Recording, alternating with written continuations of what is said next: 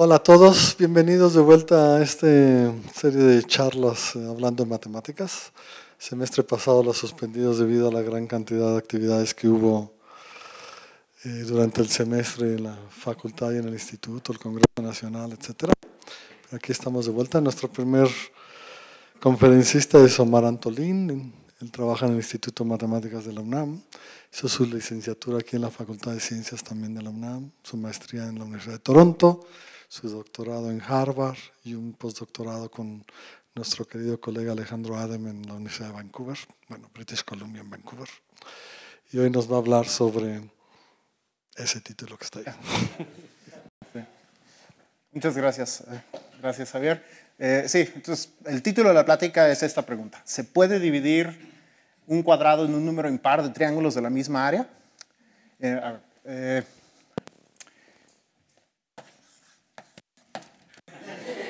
Empecemos por eso.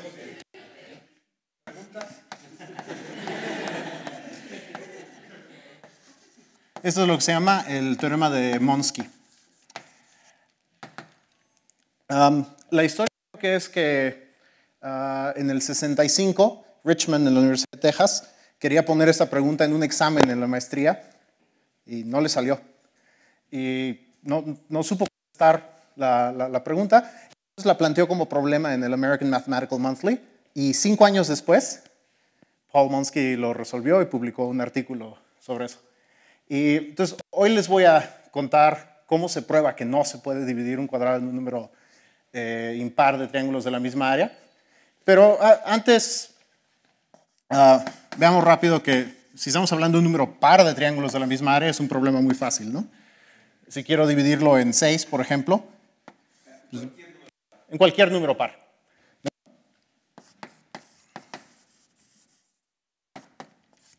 Si lo quiero dividir en 6, por ejemplo, parto entonces en 3 rectángulos iguales al cuadrado y luego cada rectángulo lo divido a la mitad, ¿no? Esto lo puedo hacer con cualquier número par. Si lo quiero dividir en 2 partes, primero lo parto en k rectángulos y luego cada uno de los k rectángulos a la mitad. Otra cosa que no es muy difícil observar, digo, ahorita ustedes ya saben que no se puede con un número impar, pero no hay manera de dividirlo en un número impar de cuadrados de la misma área, no importa cuál sea el número impar. Sí. Pero bueno, acuérdense de hace 5 minutos cuando todavía no sabían si la respuesta era sí o no. Podría uno preguntarse, bueno, ¿qué puedo decir acerca del conjunto de números impares, tales que sí es posible dividir el cuadrado en esa cantidad de triángulos de igual área? Digo, sabemos que ese conjunto de números impares es vacío, pero imagínense que todavía no saben que es vacío. Una cosa fácil de hacer es probar que si se puede con n, se puede con n más 2. Y eso es fácil. Simplemente agréguenle un rectángulo y dividan ese a la mitad. Si el lado del cuadrado es 1, aquí este lado lo ponen de altura 1 entre n para que, perdón, 1 entre 2n, no, ¿qué? La longitud que sea necesaria para que cada uno de estos triángulos tenga área 1 entre n. Podrían objetar que lo que dibujé aquí es un rectángulo, no un cuadrado, ¿no? Pero eso es fácil de arreglar. La transformación lineal que multiplica la coordenada x por un número y la coordenada y por otro número, pongan esto en el plano cartesiano, esta multiplica todas las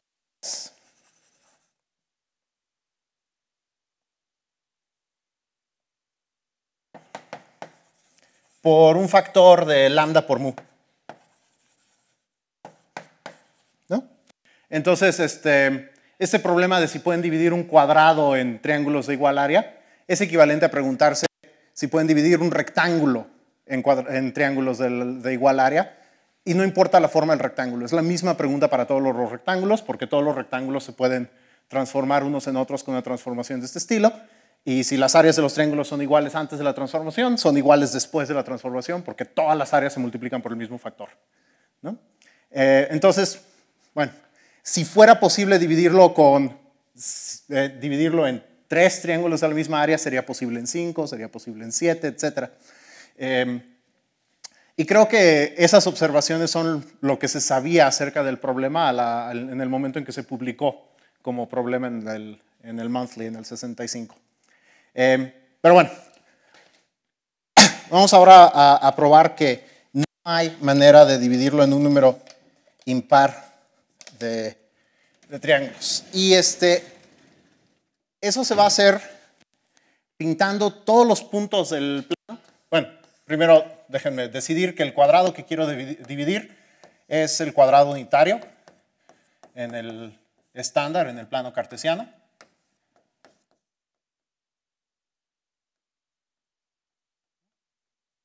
Entonces, lo que vamos a hacer primero es pintar todos los puntos del plano, en particular todos los vértices de los triángulos, con uno de 3 colores. Y les voy a explicar cómo escoger los colores. Eso tiene que ver con... La idea va a ser fijarnos en la máxima potencia de 2 que divide a las coordenadas de cada punto. Y eso tiene sentido si están hablando de coordenadas enteras. Incluso tiene sentido si están hablando de coordenadas racionales, y después les digo qué hacer cuando las coordenadas no son racionales. Pero piensen por lo pronto en los racionales. Cuando ustedes tienen una fracción, hay una potencia de 2 que pueden factorizar de la fracción para que quede una potencia de 2 con exponente entero, posiblemente negativo, por una fracción donde tanto numerador como denominador son impares, ¿no? Entonces puedo escribir A como 2 a la alfa por R, B como 2 a la beta por S, con R y S impares. Y entonces el exponente de 2 que corresponde a esta fracción es alfa menos beta, ¿no? Entonces, a eso le voy a llamar la evaluación 2ádica de la fracción. Y este es un ejemplo de lo que se llama una evaluación en un campo. En general, eso es una función que a todos los elementos del campo, excepto el 0, le asocia... En la teoría más general, todo esto se desarrolla con grupos ordenados aquí. Déjenme no ser tan sofisticado y le asociamos un número real. Aquí a los racionales, de hecho, les estoy asociando siempre enteros, ¿no? Y cumple estas condiciones que son fáciles de verificar para esta por la definición. La evaluación de un producto es la suma de las evaluaciones, y la evaluación de una suma es mayor o igual que el mínimo de las evaluaciones de los dos sumandos.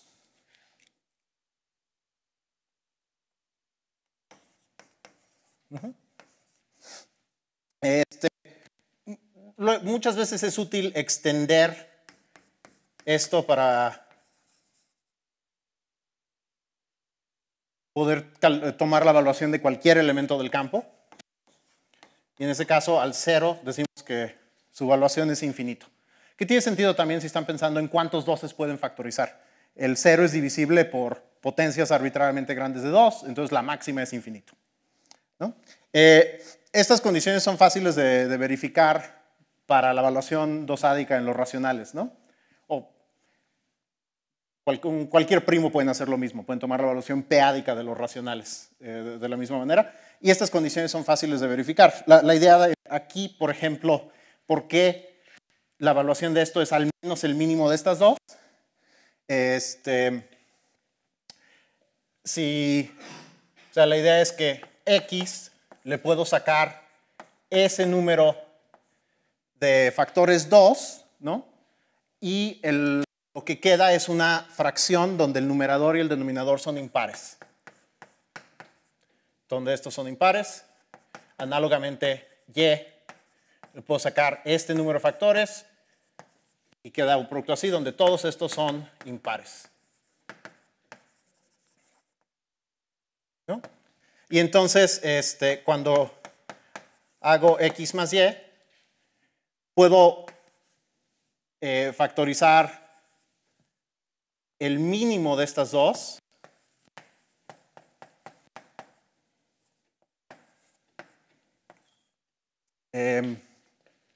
Y lo que queda cuando suman las fracciones van a quedar puros números impares, ¿no? Entonces, digo, el denominador queda impar.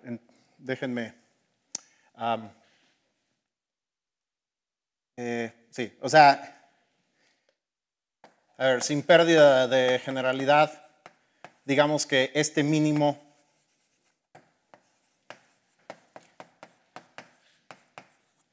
es la evaluación de X. En ese caso, en el X ya no tengo más potencias de 2 y con Y tengo una cantidad no negativa de potencias de 2. ¿No? Cuando suman estas fracciones, el denominador de la nueva fracción es X2 por Y2, que es impar. Entonces, o estos son todos los 12 que podías factorizar, o si acaso esto era 0, pueden sacar más del numerador, pero del numerador ya no salen más. ¿Sí? Eso verifica esta desigualdad. Fácil. Entonces nada más voy a probar esta. Bueno, esta es una evaluación en un campo y vamos a usarla para decir de qué colores pintar los puntos en el plano.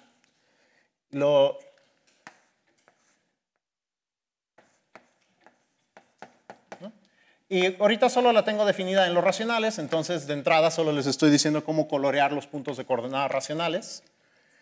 Voy a pintar de azul los que tienen valuación positiva.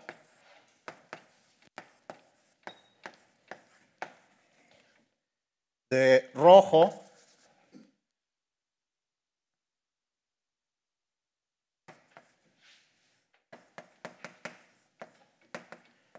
los que la evaluación de X es negativa o 0 y además es la más chica de las dos.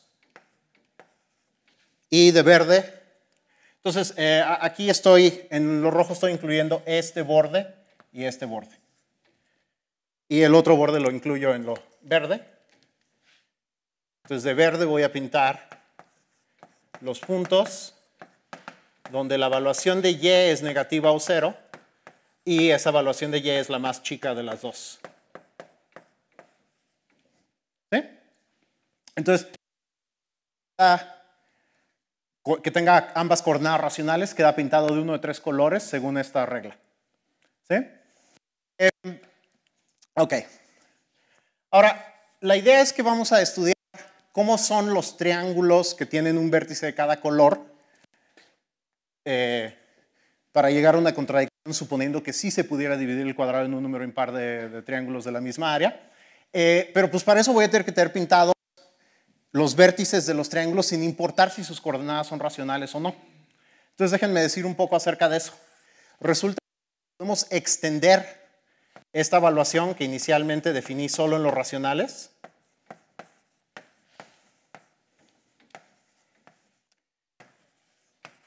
La podemos extender a todos los reales.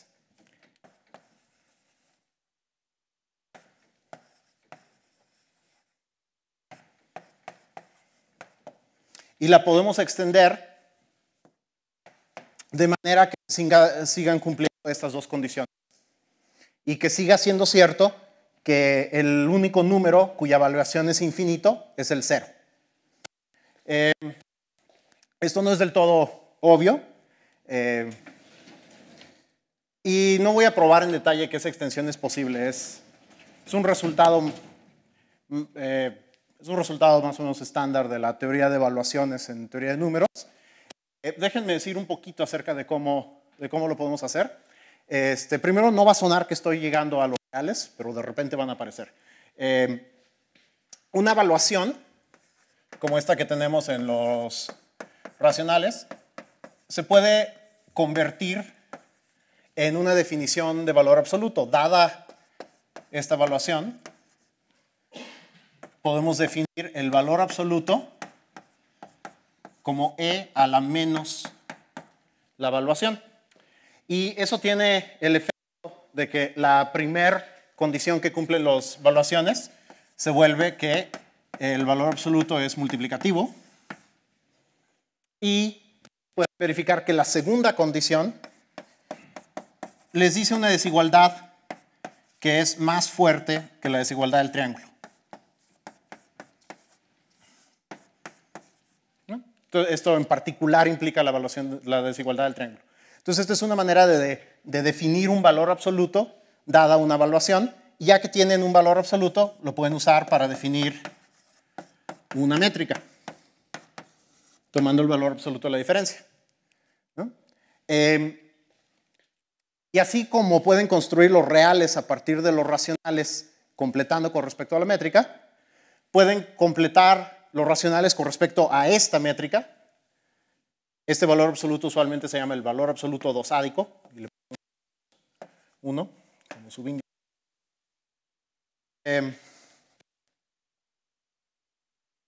Y entonces, si completamos este espacio con respecto a esta métrica, obtenemos lo que se llaman el campo de los números dosádicos, ¿no? Entonces, si no se acuerdan de cómo se completa un espacio métrico, no es muy importante. Si lo han visto alguna vez, lo que es suficiente para que recuerden cómo se hace. Esto lo definen como el conjunto de sucesiones de Cauchy en los racionales con respecto a esta métrica, módulo una relación de equivalencia que dice que dos sucesiones de Cauchy son equivalentes si la distancia entre los miembros correspondientes tiende a 0, ¿no? Y luego pueden extender en estas sucesiones coordenada a coordenada las operaciones de campo y obtienen un nuevo campo. Y la métrica les induce una métrica aquí que restringida a los racionales coincide con la que tenían antes, ¿no? Y luego pueden deshacer y obtener una evaluación en los números dosádicos que extiende la evaluación dosádica en los racionales. Ahora, el siguiente paso es tomar la cerradura algebraica de esto.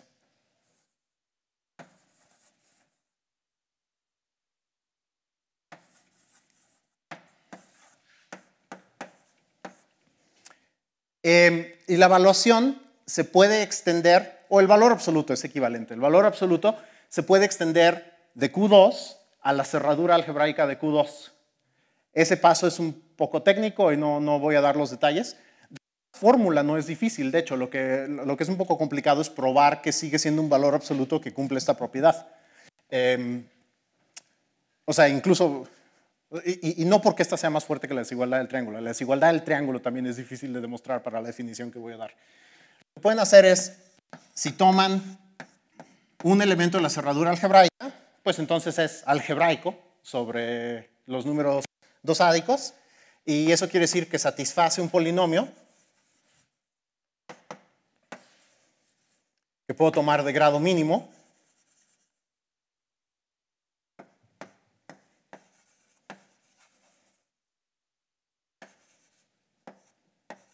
con coeficientes en QP, en Q2. Estoy acostumbrado a decir QP.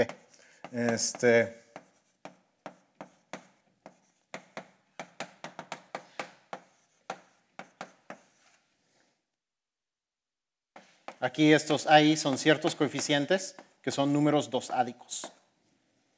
¿Ok?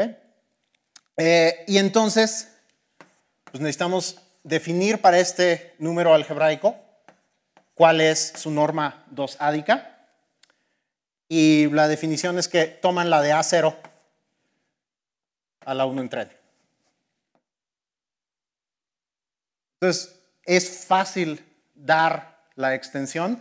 Lo que no es tan fácil es demostrar que esto define un valor absoluto. ¿Ok? Y eso no lo voy a hacer. Pero bueno, el resultado de eso es que se puede extender la ecuación hasta la cerradura algebraica de los números dosádicos. Y ahí ya terminamos. Hay un milagro. La cerradura algebraica de los números dosádicos es isomorfo a los complejos como campo.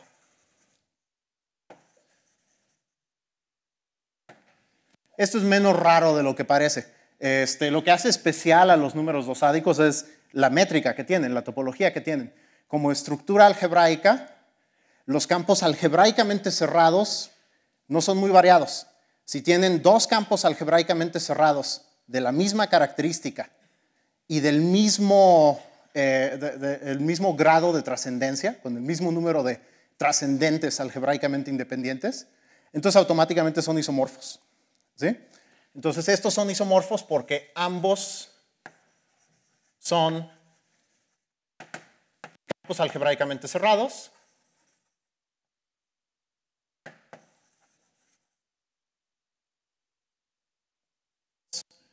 Son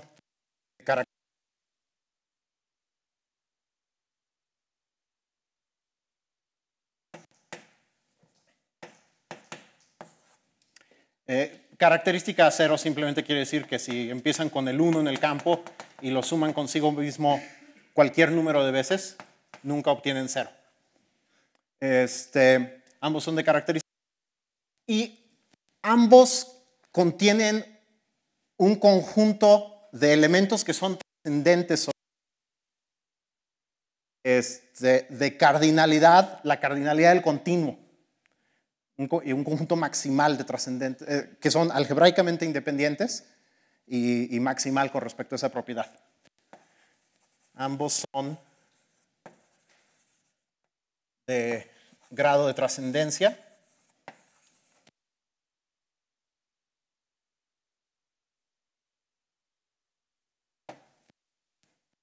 Dos a la Aleph 0. ¿Ok? Entonces eso los hace isomorfos como campos. Y entonces ya tenemos una evaluación definida en los complejos. Y ya hasta me pasé, la quería solo en los reales, ¿no? La restringen a los reales. Bueno, ok. Si toda esta álgebra para extender de los racionales a los reales no les resulta familiar, pueden ignorar todo esto y simplemente creerme que la evaluación dosádica, definida en los racionales de una manera muy simple, contando potencias de 2, se puede extender a todos los reales. Sigue cumpliendo estas dos condiciones. ¿Hay una fórmula? No hay una fórmula. Esta es una fórmula aquí. No hay fórmulas para este isomorfismo. Entonces, de este método de construcción no puedes obtener una fórmula. Yo creo que no se puede obtener de ninguna otra manera tampoco. No sé de un teorema que va en la dirección de probar que no hay fórmulas, pero debe haber, en teoría de modelos, debe haber. O sea, este isomorfismo no se puede construir sin el axioma de elección y eso ya es indicación de que no debería uno esperar fórmulas. Sí, no creo que haya.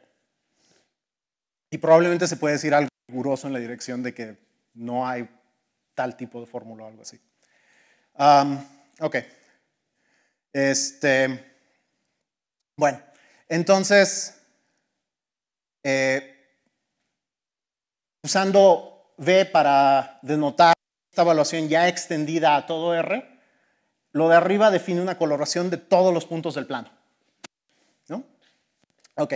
Ahora vamos a ver propiedades de esa coloración. Primero déjenme decir propiedades básicas de la evaluación que se me olvidó mencionar antes. De la primera condición que dice que la evaluación de un producto es la suma de las evaluaciones, deduce uno que la evaluación de uno tiene que ser 0. Para este en particular que tenemos, sabíamos eso porque extiende la de los números, la de los racionales, la dosádica, donde podemos calcular eso. Pero menciono esto nomás para que vean que es cierto para cualquier evaluación sin importar de dónde la hayan obtenido. Menos 1 por menos 1 también da 1, entonces uno concluye como este es 0, que también este es 0, ¿no? Entonces, la evaluación es totalmente insensible al signo, porque esto es la evaluación de menos 1 por la evaluación de x. Sí.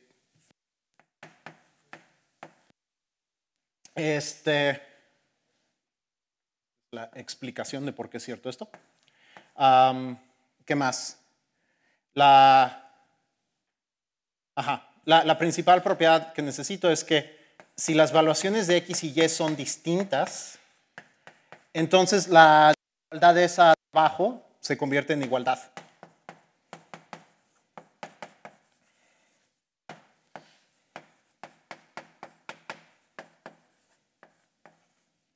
para la evaluación prosádica en los racionales, lo pueden ver directamente de esa expresión.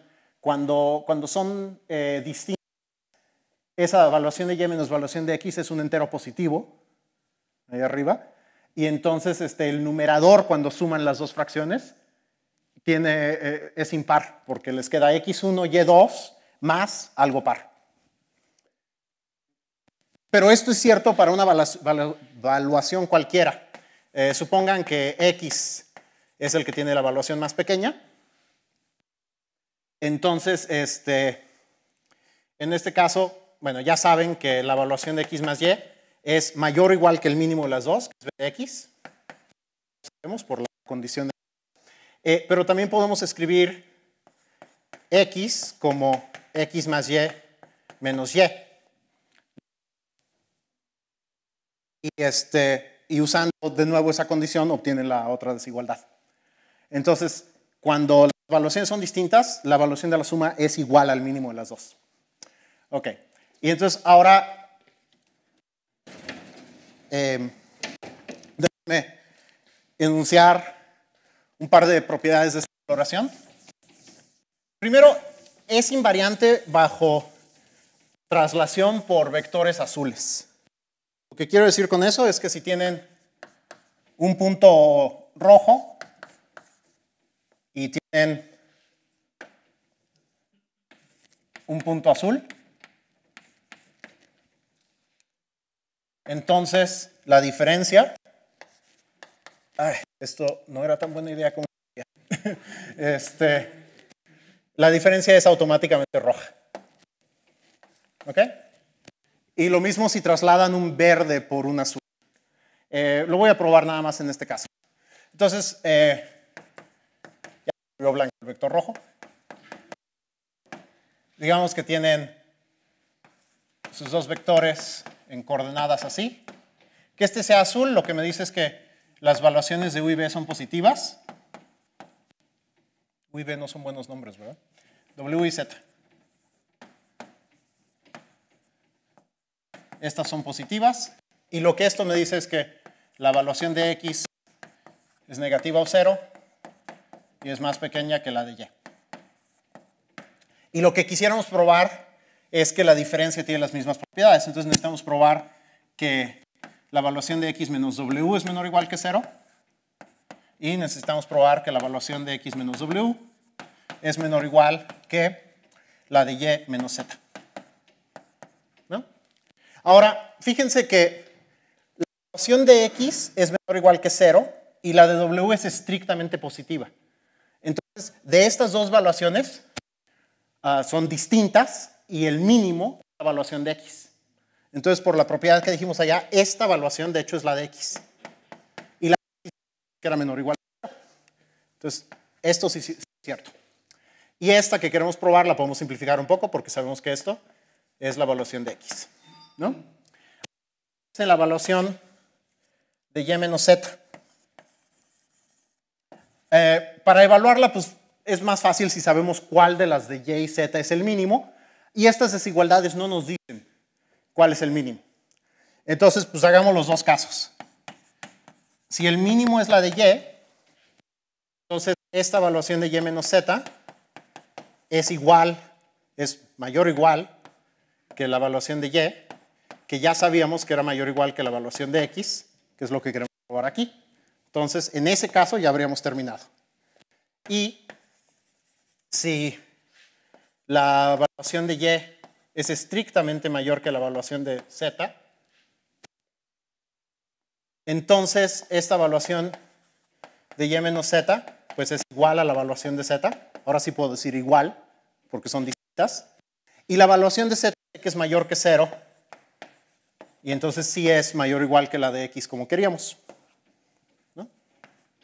Entonces pueden trasladar por vectores azules y no cambia el color real. Solo lo probé para el rojo, pero es cierto para los tres colores y las pruebas son todas parecidas. El caso más fácil es azul menos azul. ¿Sí? Ok.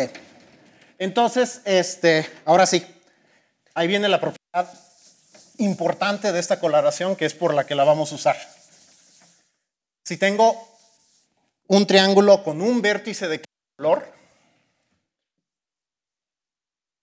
entonces su evaluación es cuando mucho menos 1.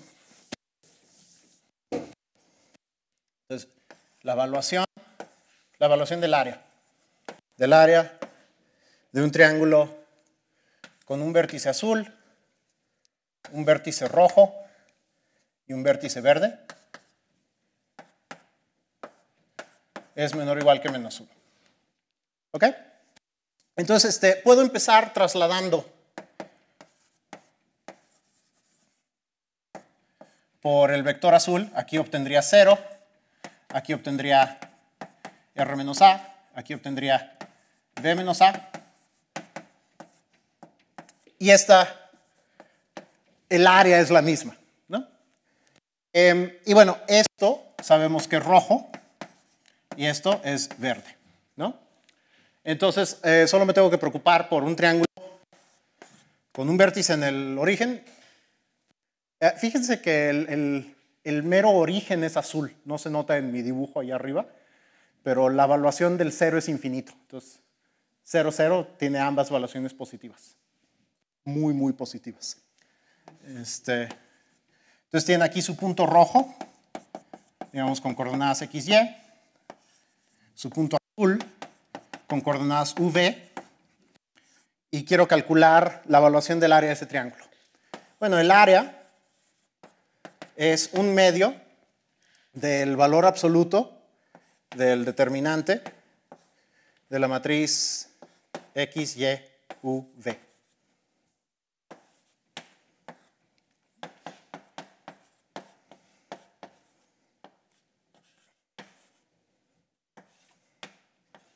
¿Ok? Entonces, ¿qué desigualdad sé acerca de estas evaluaciones? Otra vez sucede. Bueno,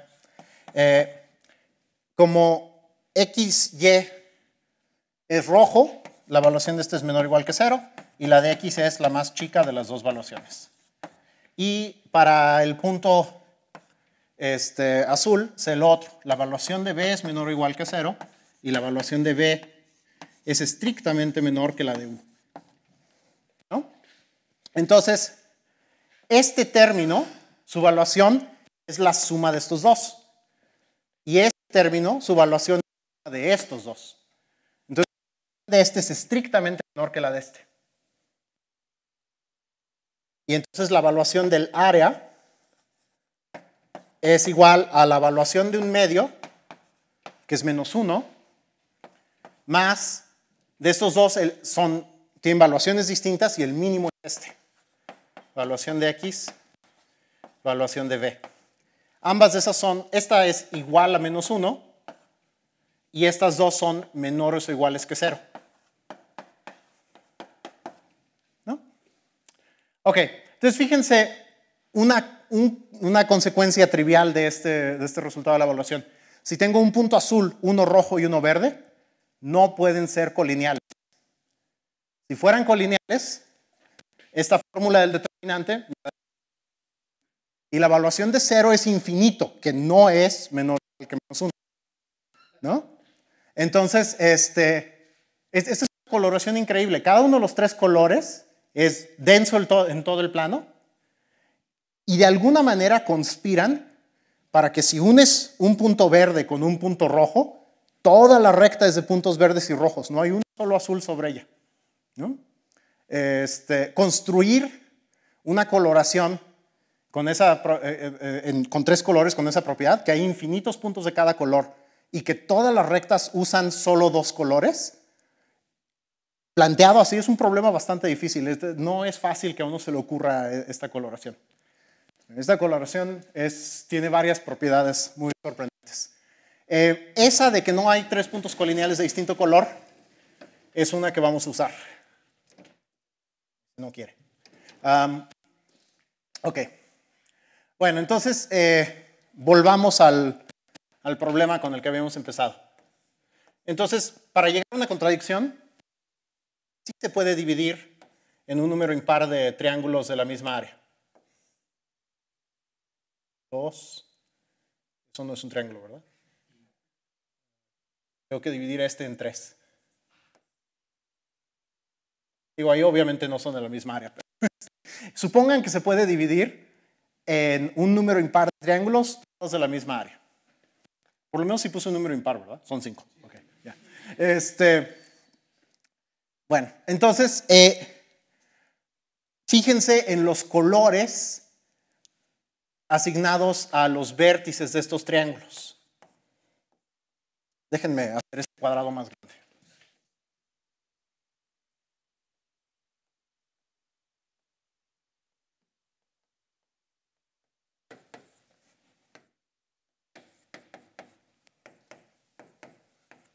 Ok, el 0, 0 es azul, ¿no? El 1, 0, a ver, este lado tiene 0, x igual a 0, acá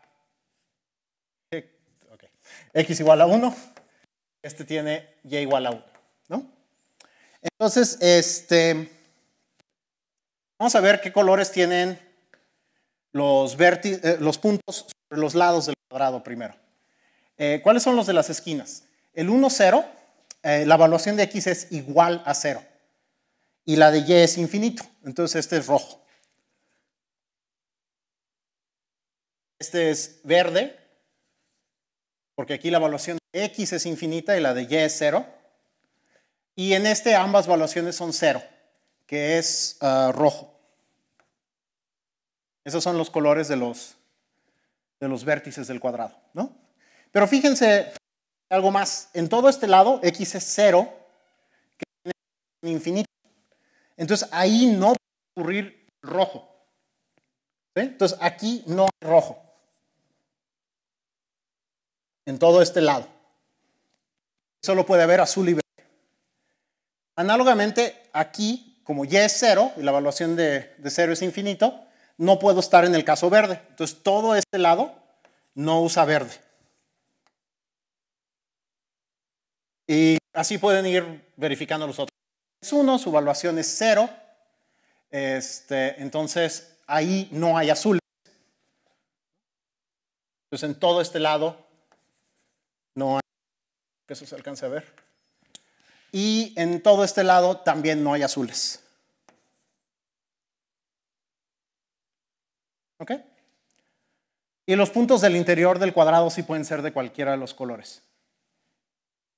Pero en la frontera del cuadrado, sobre este lado no hay verdes, sobre este lado no hay rojos, y sobre estos dos lados no hay azules. ¿Ok? Bueno, entonces, y tenemos el cuadrado dividido de alguna manera en un número impar de triángulos, todos de la misma área.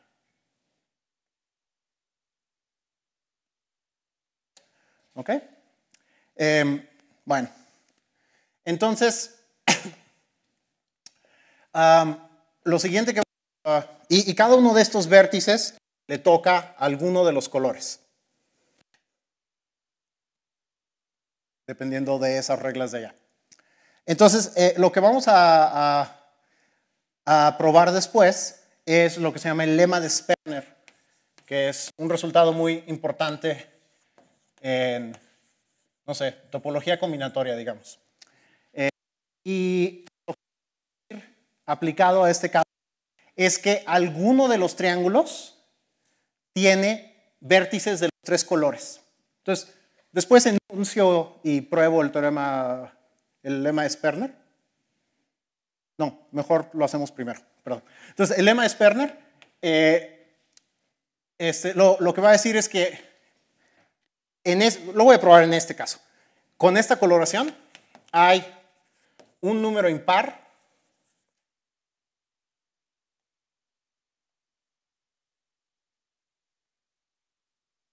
de... A ver, déjenme cambiar porque quiero ejemplificar algo. Hay un número impar de triángulos de la triangulación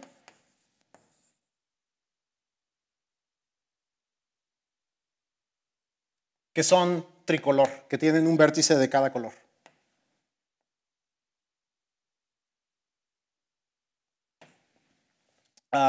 Creo que en el ejemplo que puse, este de aquí es el único que es tricolor. ¿Ok? Y entonces, ¿cómo vamos a probar eso? La idea de la demostración es contar los segmentos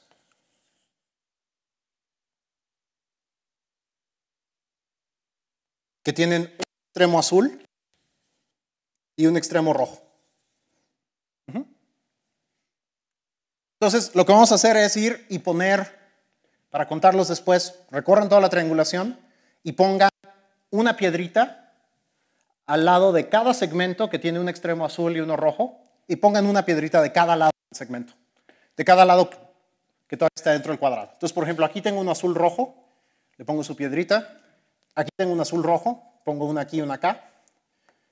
Una aquí y una acá. Una aquí y una acá. Y creo que esos ya son todos los azul rojos, ¿no?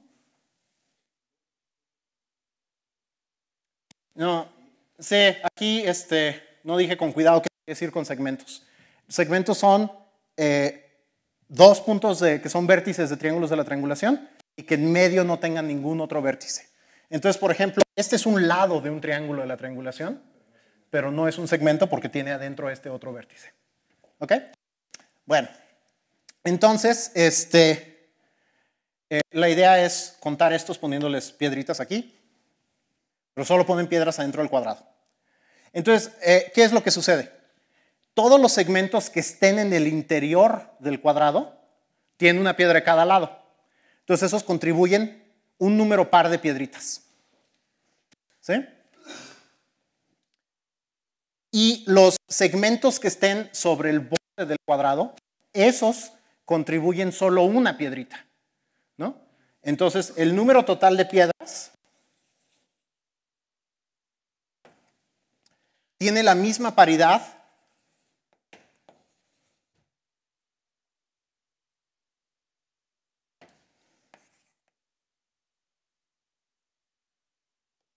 que el número de segmentos rojiazules en el cuadrado. ¿Ok? Entonces aquí es una cantidad impar porque aquí solo hubo una. Esa es una cosa. Que el número de piedras tiene la paridad de triángulos tricolores. ¿Ok?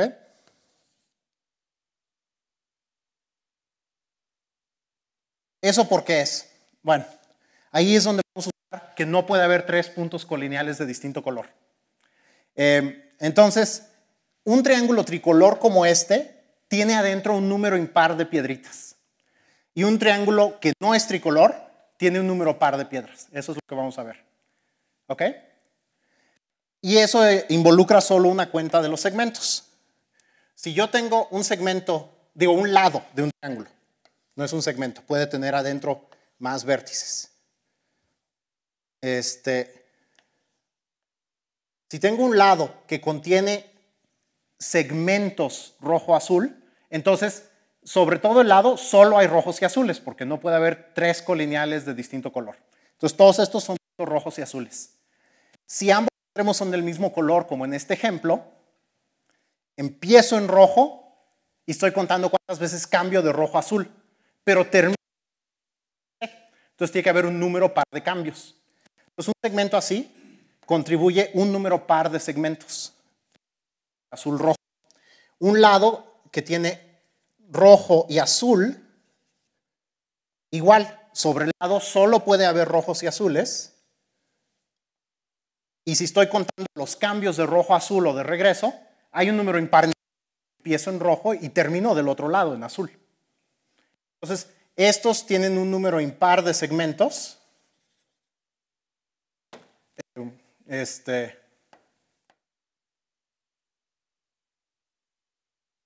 Un lado involucra verde, entonces no puede tener segmento rojo-azul, porque serían tres puntos colineales de distinto color. Entonces, y fíjense en los tipos de triángulos. Los tricolores, esos tienen un lado azul-rojo. Entonces, sobre ese lado hay un número impar de segmentos, azul-rojo. Y sobre los demás lados hay un número par. Entonces, en total, adentro del triángulo tiene piedritas. ¿Sí? Y cualquier otro tipo de triángulo, par de piedritas. Porque cualquier otro tipo de triángulo tiene un número par de lados con un extremo azul y uno rojo. ¿Ok? Entonces, el número de piedritas, por una parte, cuenta el número de segmentos rojo-azules en la frontera, porque todos los interiores vienen por pares. Pero por otra parte, los triángulos tricolores tienen un número impar de piedras adentro y todos los demás triángulos tienen un número par. Entonces también cuenta la paridad del número de triángulos tricolor.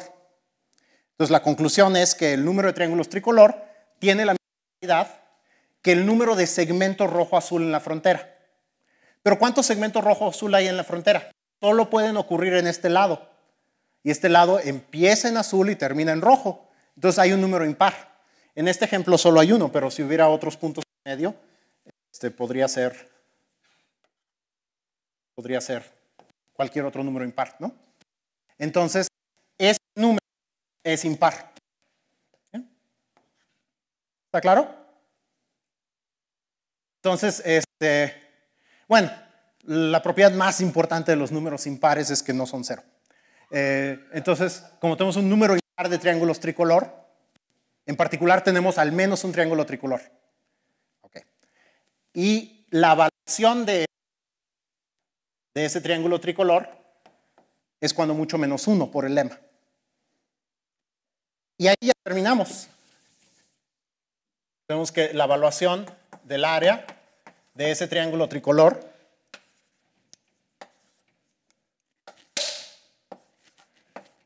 es cuando mucho menos 1, pero por otra parte sabemos el área de ese triángulo. Es 1 entre el número total de triángulos. Y este es impar. Entonces la evaluación es 0. ¿No? Y esa contradicción prueba. Muchas gracias.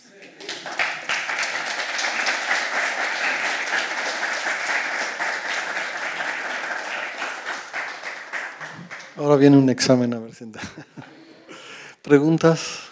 ¿Comentarios?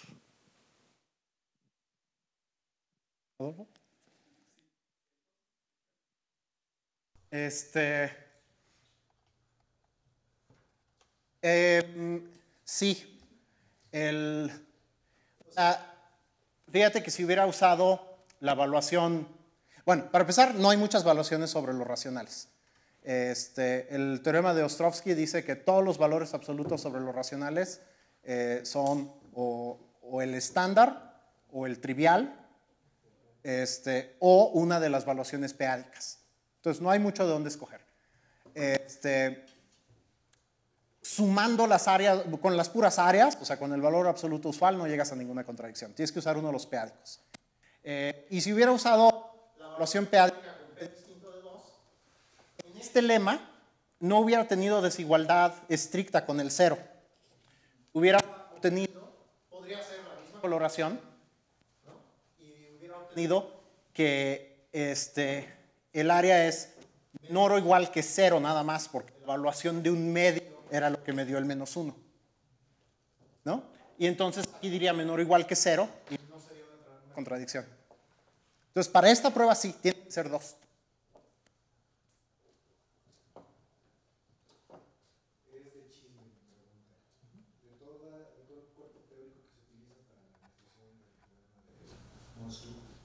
¿Qué tanto fue para el teorema de Moski? Yo creo que solo la coloración.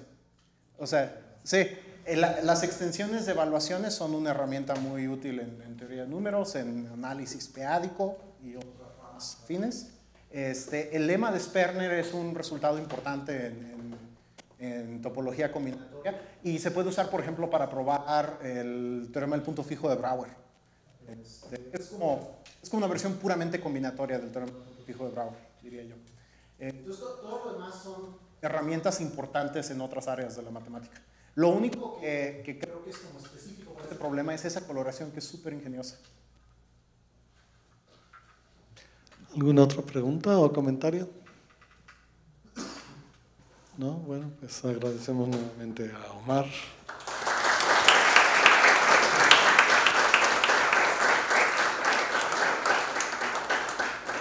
Nos vemos en 8 días por aquí.